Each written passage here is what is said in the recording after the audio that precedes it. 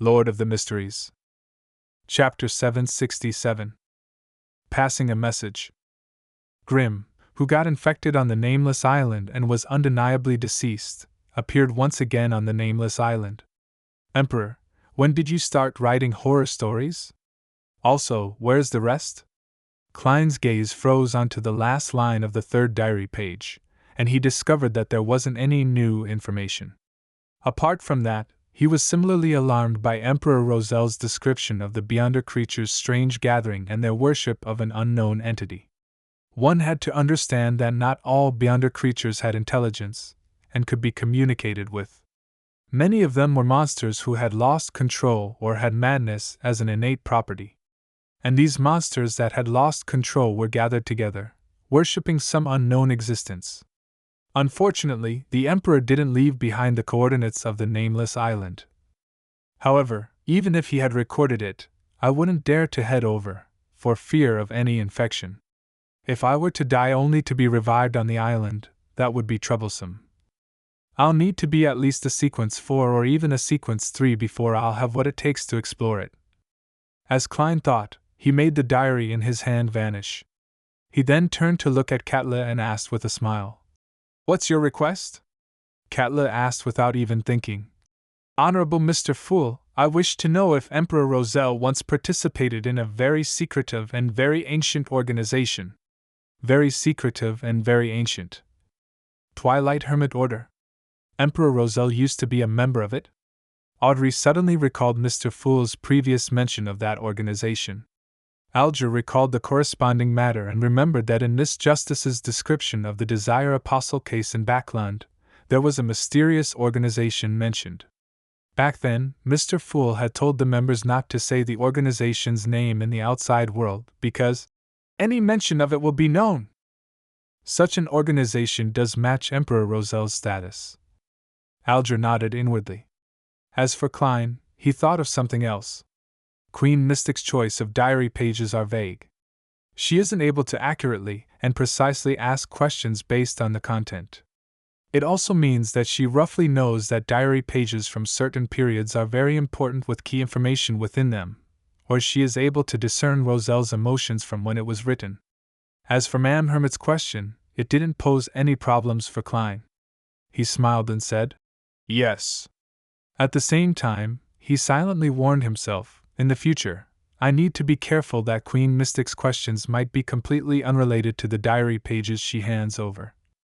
Thankfully, I've read quite a number of Rosel's diary, and I have quite a good understanding of the Emperor. After saying that, he added and said with a smile, "It's your turn."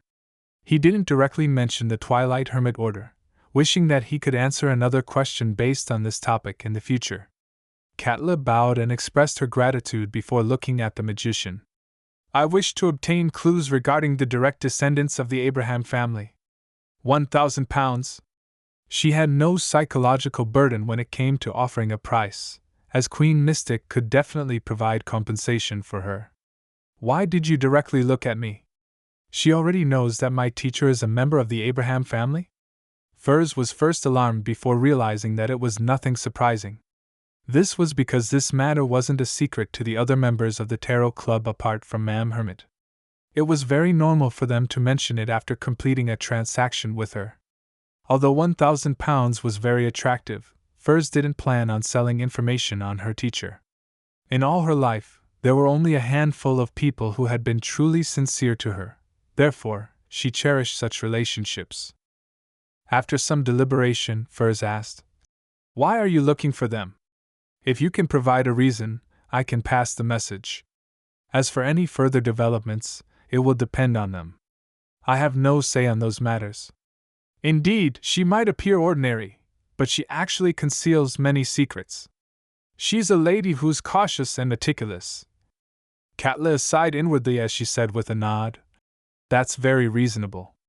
I'm searching for the direct descendants of the Abraham family in the hopes of obtaining information on Mr. Dorr. Pass this message to them and see if there's a chance for cooperating. Well, just for passing on the message, I'll pay you £350. If they're willing to take up the matter, I'll pay another £650. Furs held back for a full second before answering. Deal. After saying that, she came to realize the hidden meaning behind Ma'am Hermit's words. Mr. Dorr is related to the Abraham family? That's right. My bracelet came from Ma'am Eliza, and it came from the Abraham family. Yes, teacher still doesn't know that I'm aware he's part of the Abraham family. I can only casually mention it in my letters that someone was searching for the direct descendants of the Abraham family at a particular gathering, and that it has something to do with Mr. Dorr. I wonder what kind of reaction teacher will have. At this point, Miss Justice was happy for her friend, sensing that her friend had escaped the predicament of being broke. Furs is already sequence 7. She has almost caught up to me. I have to become a hypnotist as soon as possible. As she had such thoughts, she glanced at the Tarot Club members, wishing that they had clues to the fruit of an illusory chime tree. Miss Justice's gaze really makes it hard to say no.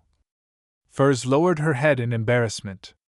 This was because she had yet to obtain any clues regarding the fruit of an illusory chime tree in her circles. Sitting across from Audrey, Alger thought for 2 seconds and said, I have clues, but it will take 2 weeks before I can obtain it. He did have clues.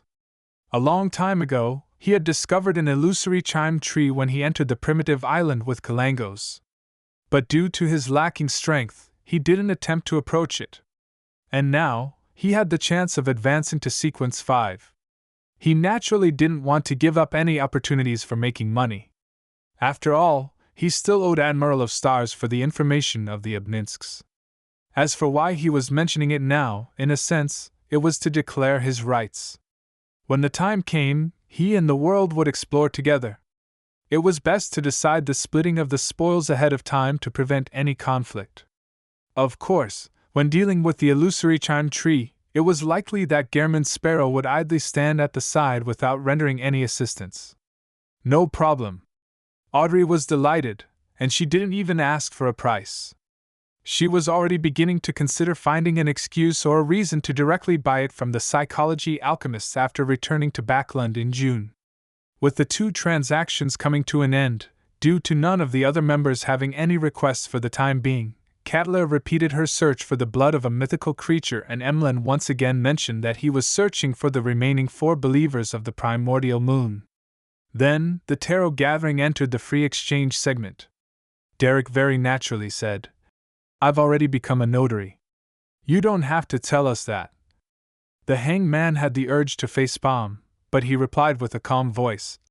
Although a notary will receive a massive boost in one's physical attributes, it's still more of a support role. If the notarization of a power is valid, you'll have them temporarily enhanced. If the notarization is invalid, the beyonder powers will be forcefully dispersed. At the same time, a notary is good at creating contracts. Once a signature is provided as confirmation, even a sequence 5 cannot violate it. Even if a sequence 4 demigod tries to forcefully violate the contract, they will have to pay quite a price.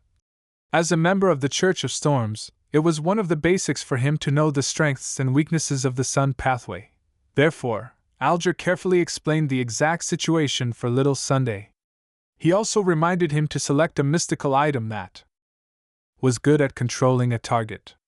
If there wasn't any, it was best to select something with powerful offensive strength. Thank you, Mr. Hangman. Derek thanked him from the bottom of his heart. Deep down, in the entire Tarot Club, he felt that the greatest and most respectable person was Mr. Fool, and the most impressive person to strive for as a role model was Mr. World. And the most reliable and kind person was none other than wise Mr. Hangman. Towards this, Emlyn thought, this fellow has actually caught up to me. No, I can't be surpassed by him.